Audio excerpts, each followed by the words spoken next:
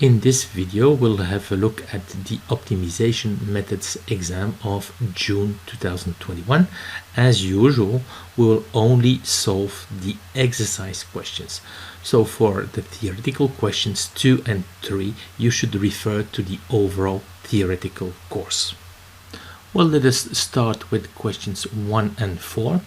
In the first question, you have to find the local extrema and the saddle points of the function that is given on the screen. And then in question 4, you have to apply the Newton descent method, starting from the initial point that is given, and you have to perform a first step with a step size of 1. The first thing that we have to do, of course, is to compute the derivatives and the second derivatives. Well, a first prerequisite for this type of exercise, of course, is to be able to compute these derivatives without making mistakes.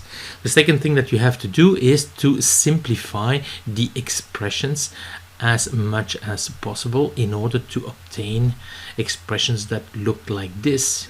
With this type of expression, it will be easier to find the critical points, and also it will be easier to take this expression and to use it to compute the second derivative. After computation, you should obtain these expressions. Another thing that you can see is that x and y appear in the same fashion in this function f. So when you have computed the derivative with respect to x and you want the derivative with respect to y, you can take the same expression here and replace x by y and y by x, and as you can see, you obtain the corresponding derivative. You have something similar when you have computed the second derivative with respect to x and you want the second derivative with respect to y. You take this expression here and you replace x by y and y by x, and this is what this is yielding. Well, the next step is to find the critical points, and for that we have to set the gradient to 0. So we have to equate these equations here or expressions to 0, and you can see that you can solve this by setting y and x to 0. This is this critical point, but you can also obtain solutions here by setting this factor to 0 and this factor to 0, and this yields those 4 critical points. To see if a critical point is a saddle point, a maximum or a minimum, we have to consider the Hessian. So let us start with this critical point. If you replace the expressions here and you set them to 0, you obtain the following Hessian. And pay attention, this is an indefinite matrix. If you compute the eigenvalues, you will see that it's plus minus 1. So this is neither positive definite or negative definite. This is indefinite, and this is why this critical point at the origin is a saddle point. Now we can have a look at the 4 remaining critical points. We'll first consider these two. Again, we have to inject those expressions in the Hessian, and if you do so, you will see that the derivative here, and partial derivative, second partial derivative with respect to x and y, because of these two factors, are 0, and this explains the zeros over here. And if you inject in here, you will see that you have here negative values. Okay, these values here are the eigenvalues, right? They are negative, so this matrix is negative definite. So in these points we have maxima. You can do something similar for those two critical points, and you will see that the Hessian is positive definite. So these two critical points correspond to minima. Well, for question 4, we need to compute the Newton direction at the initial point, so that's d0, and d0 relies on the gradient and the Hessian evaluated at the initial point. Well, if you plug this initial point in the gradient, this is what you will obtain, right? And for the Hessian, this is what you obtain.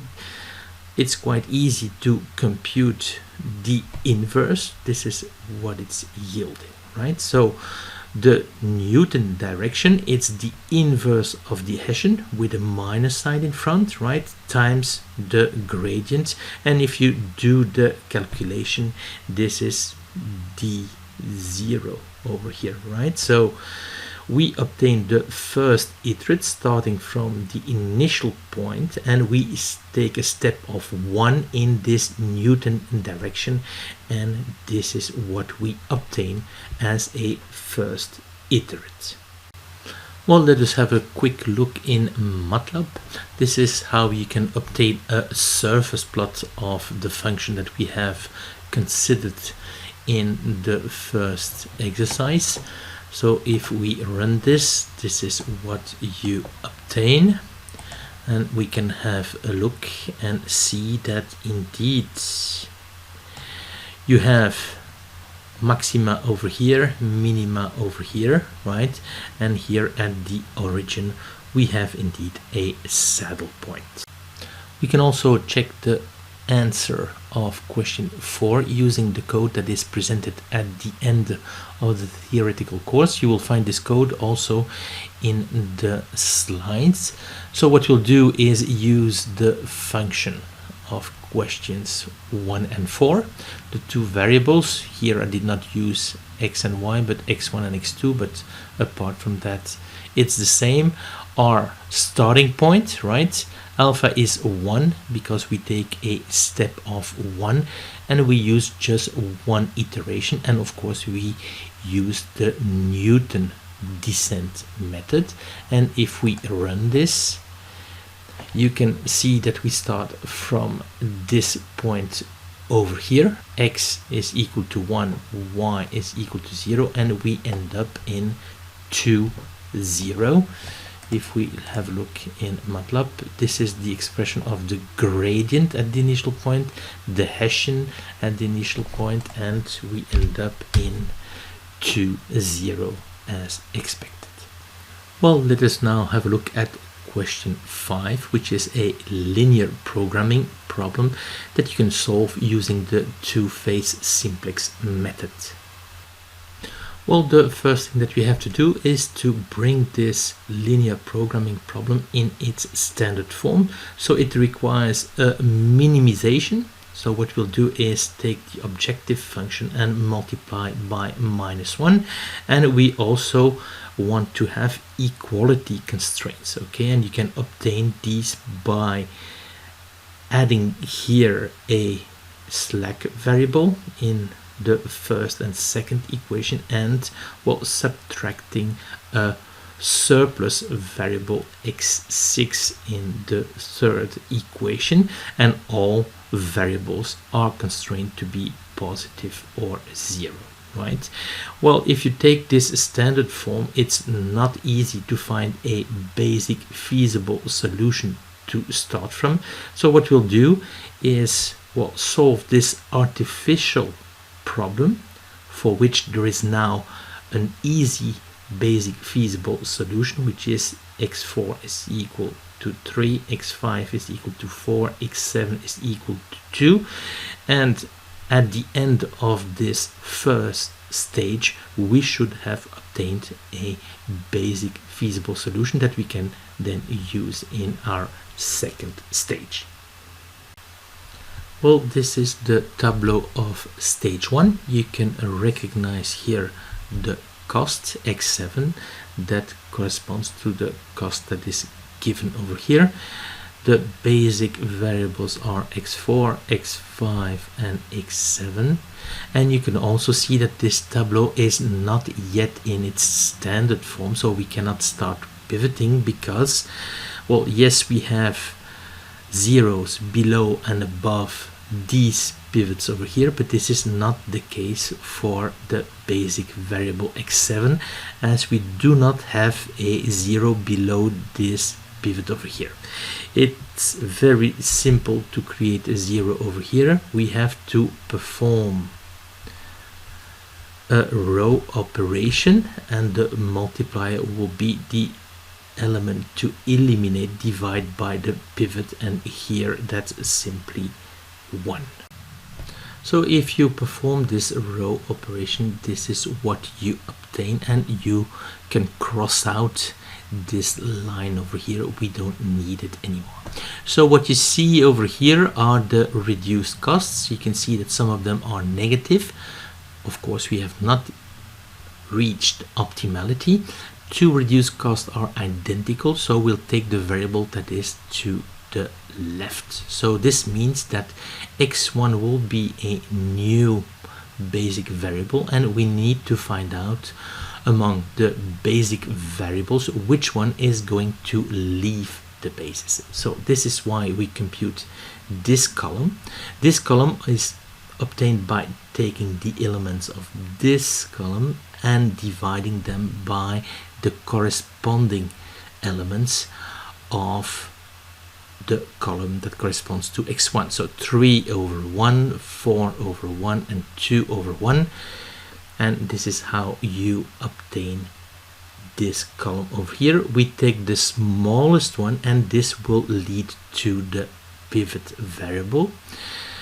So we'll use this pivot to create zeros above and below the pivot. x1 is entering the basis, and now we know that x7 is going to leave the basis because x7 had a pivot on the same row. It was the old pivot, so we know that at the next stage we are going to obtain optimality in stage 1. If you want to understand where this is coming from, this is simply the explanation of step 2 and the computation of epsilon in the simplex method. So you can have a look at the theoretical part of the course, or the theoretical part of the video course, right? So in order to create zeros above and below the new pivot, we have to perform the following row operations with the following pivots. Well, if you perform these row operations, this is the tableau that you obtain, and you can see here that all the reduced costs are positive, and you obtain this row here that is indicative of the fact that we have reached optimality for our artificial problem. So we see here that the cost is 0, x7 is 0. We have reached the end of stage 1. We can see that we have obtained really a basic feasible solution of our initial problem, and this basic feasible solution is x1 is equal to 2. This you can see in the third row. x4 is equal to 1, first row, and x5 is equal to 2 in the second row. All other variables are 0. At the end of stage 1, you should check that your solution meets the constraints of the artificial problem and of the standard form. So let's check that. So in this first equation we have x1 is equal to 2, x4 is equal to 1, and the other two variables are 0, so this leads to 3, so this is indeed correct. In the second equation we have 1 over here, 2 over here, 2 over here, and a 0. 2 plus 2 is 4, that's okay as well.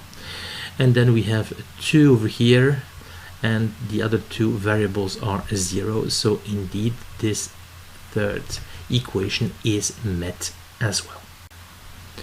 Well, to continue stage 2, what we'll do is get rid of the artificial variable x7. This is why we cross out this column, and we're going to cross out the artificial cost, right, and replace it by the cost of our standard problem that you can see. Well, this is the first tableau of stage 2 that we have discussed previously. Remember that we have removed the variable x7 and introduced our cost of the standard form. You can see here that the basic variables are x1, x4 and x5. We can see that this tableau is not yet in its standard form because we have, in this case here, a -1. Remember that if this is a basic variable, we need zeros above and below the pivot. This is the pivot, right? So this is not yet a 0. So what we'll do is create a 0 using a row operation, right?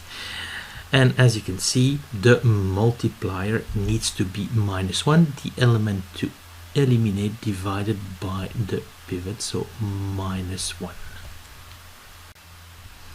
So after this row operation over here, this is the row that you obtain, and of course you can cross out now this line over here, and we have now a tableau that is in the standard form. So you can see here the reduced costs, they are all 0 except the reduced costs corresponding to the variables x3 and x6 that are both at -1. For a change, I've taken this reduced costs, and so x6 will enter the base. If you take the other variable, it will work as well, but you'll have to do an extra tableau. So I'm choosing this reduced cost over here. x6 will be entering the base. We have to decide among x1, x4 and x5 which one is going to leave the base. So we again have to compute this column.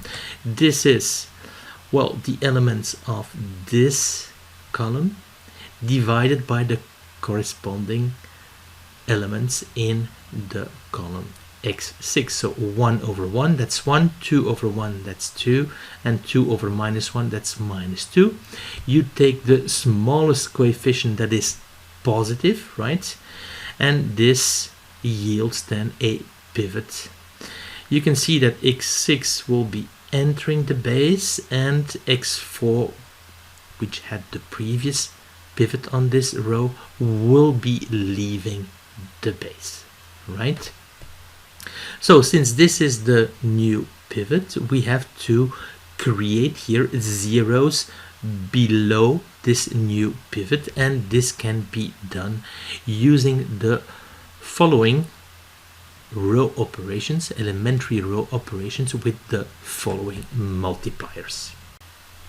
So once you perform the following row operations, this is the tableau that you obtain, and it's the final tableau because, as you can see here, the reduced costs are all positive. You can see, as expected, that x1, x5 and x6 are the basic variables. They are non-zero. From the first row we have x6 is equal to 1, second row x5 is equal to 1, and the third row x1 is equal to 3. All the other variables are non-basic, so they are set to 0. x5 is equal to 1 means that there is a slack of 1 in equation 2. x6 is equal to 1 means that there is a surplus of 1 in equation 3, and x4 is equal to 1 means that 1 is met with equality. You can also read from the tableau that the cost of the minimization problem is this one with a minus, so -3, but the cost of the original maximization problem is 3. So what we can do now is check this solution in the original problem. If we take the first equation here, all variables except x1 are 0, x1 is equal to 3. So indeed we meet this equation with equality, right?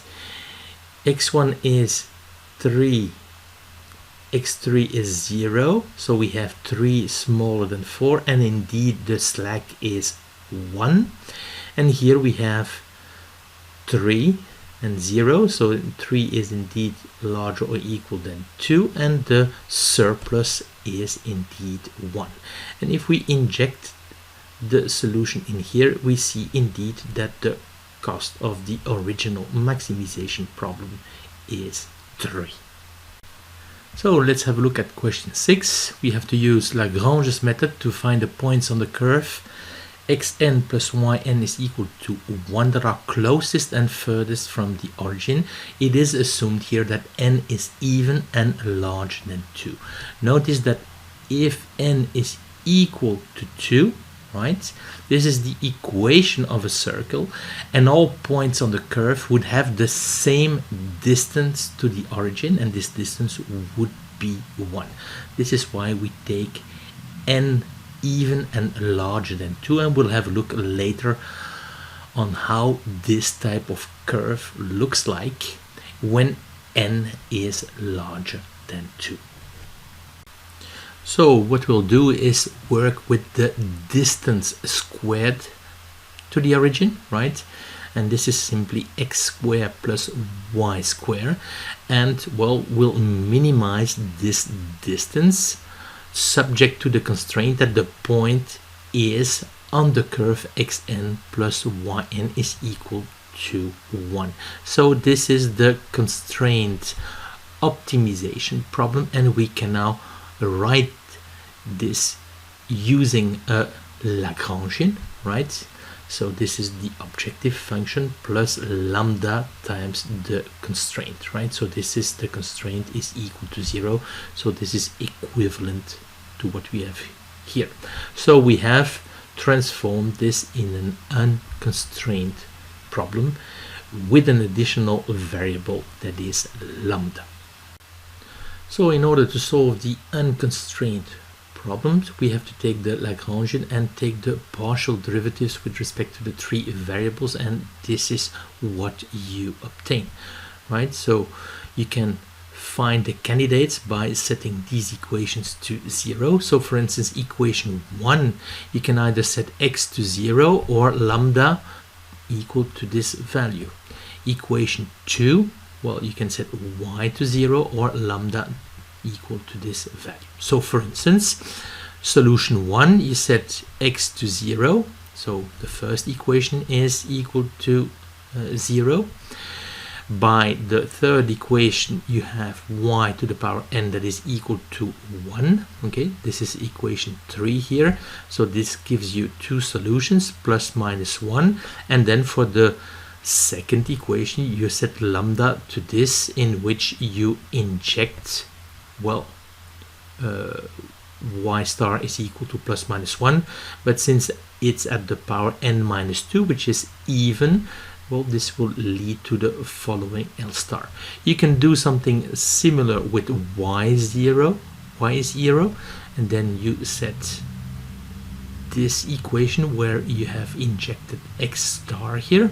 This is what you obtain. If you consider solution 1 and solution 2, this leads to the following, well, points, right? And then you have another solution which says, well, you set lambda is equal to this is equal to this, right? Equations 1 and 2 here. This leads to xn is equal to yn. So either x is equal to y or x is equal to minus y. If you inject this in the third equation, well, you obtain the following 4 points. Well, you can now inject these solutions in the distance x squared plus y squared, of which you have now to take the square root, because we're talking about the distance, and you can see that the distance for this solution is 1. If you take these points over here and you compute the distance, this is what you obtain, and this is larger than 1. So this is the longest distance and this is the shortest distance. Also, you can check that if n is tending to infinity, this distance here will tend to the square root of 2. So again, we can check our solution in MATLAB. So here we plot the implicit function xn plus yn is equal to 1. Here for n is equal to 4. And on this plot, well, we show the points with minimum distance in red and with maximum distance in blue, right? So we can run this code, and well, this curve is shown here in green, and here you see the points with minimal distance. The distance is 1, and these are the points with maximal distance given in blue. We can now run this for n is equal to 100, and you will see that this curve looks like a square, right? So indeed, here we have the minimum distance, which is 1, and when n is tending to infinity, this distance over here is tending to the square root of 2.